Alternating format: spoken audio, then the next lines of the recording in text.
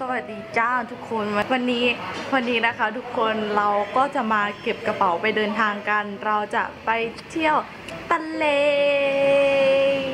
กันนะคะไปเจอกันที่ไหนดีอะบนรถฟิว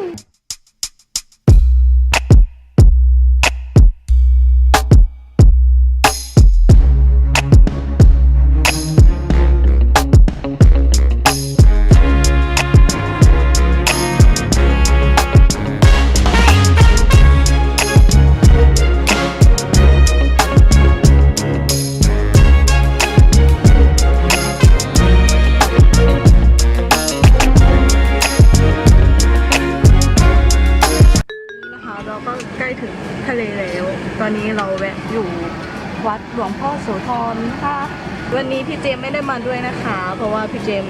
ทำงานนะคะเดี๋ยวเราจะไปที่ทะเลกันนะคะ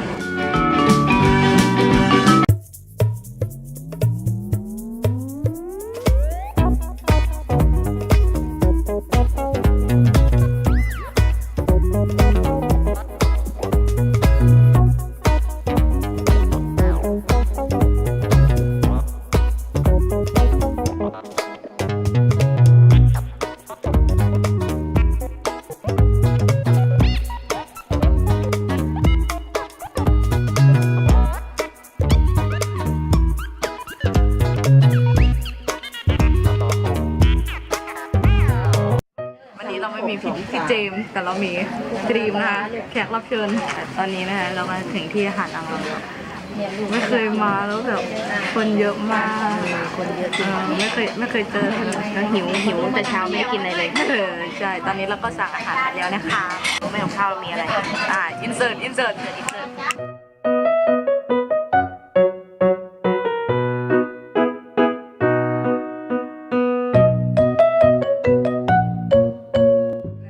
เราไปถ่ายรูปเล่นกันที่ทะเล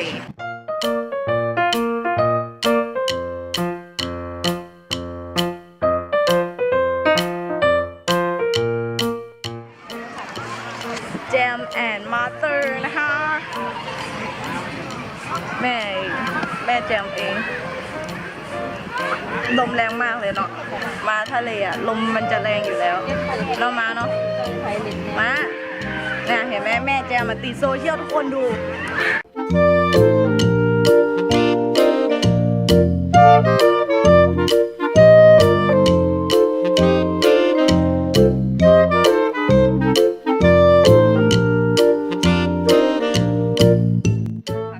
ใช่ตอนนี้นะคะเราถึงที่พักเรียบร้อยถ่ายรูปแต่เราถึงที่พักเรียบร้อยแล้วนะคะคฤหาสน์30 ล้านใช่ตอนนี้เราก็อยู่ที่คฤหาสน์30 ล้านนี่ก็เป็นบ้านของญาติทางหาของแจมเองนะคะบ้านญาติแจมก็คือหรูมากก็คือเขาก็จะมีหลายหลังนะเนาะก็คือเขาจะอยู่อีกหลังนึงส่วนเขาก็ให้เราอะมาอยู่อีกหลังนึงบ้านญาติแจมก็คือดีมากแอร์นี่นับไม่ถ้วนเขาก็หิวแล้วเนาะใช่อันนี้ก็วอล์กวันแรกก็จะพาไปทัวร์ร้านอาหารเนาะเพราะว่าเห็นว่าที่นี่อะไรนะหมึกสดหอยสดเจอกันพรุ่งนี้อีกทีนึงกินข้าวยังไม่พรุ่งนี้ตอนข้าวเย็นนี้เดี๋ยวเราจะพาไปทัวร์ว่าจะกินร้านอาหารร้านไหนแล้วก็มีเมนูอะไรแนะนำเดี๋ยวจะพาไปดูโอเคนะคะตามนั้นนะคะโอเคนะคะทุกคนตอนนี้นะคะเราก็ถึงที่รับประทานอาหารเย็นก็คือตอนนี้ก็คือเรามานั่งกินข้าวที่ว่ามันจะเป็นชายหาดนะคะชายหาดก็คืออยู่ตรงข้ามกับเราก็เลยแบบว่าเดินหมูกระพัดมีเมนูอาหารน่าสนใจเยอะแยะเลยใช่อาหารกินมีเยอะแยะนะคะ